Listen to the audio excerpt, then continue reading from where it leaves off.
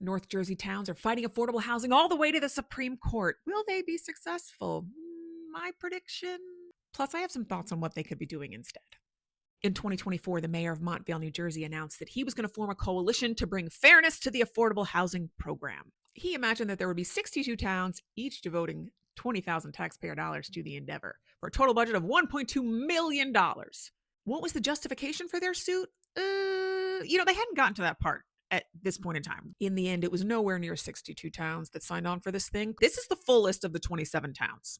My town was not on there. I can't believe it. They took one look at this thing when it was first coming out and they're like, no, that's ridiculous and we will not be a part of it. That is not what I expected, but you got to give props where props are due.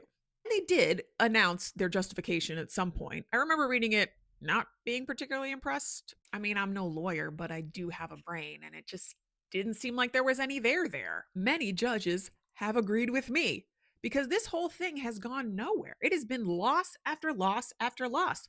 One state judge dismissed the whole thing with prejudice. That means the judge doesn't even think that you can fix it. And yet, the coalition seemed undeterred by all this losing. Couldn't really figure that out until I saw the mayor of Montvale tell the Paskett Press at the end of January they were going to take it to the Supreme Court. I don't know why I didn't see that coming. Of course, the whole thing was a Hail Mary, which is what they have now done. The Third Appeals Court has denied as expected, and the thing has been filed with the Supreme Court. Now, I'm of two minds about this. On one hand, we have a Supreme Court that is full of terrible people that love to use their power to hurt others. So I don't know, maybe they will take this case. On the other hand, and this is the way that I'm leaning right now, I think sometimes Trump supporters assume that the president cares about what they care about. And it is pretty clear from his actions over the last 10 years that he does not. He cares about himself. Same for his cronies.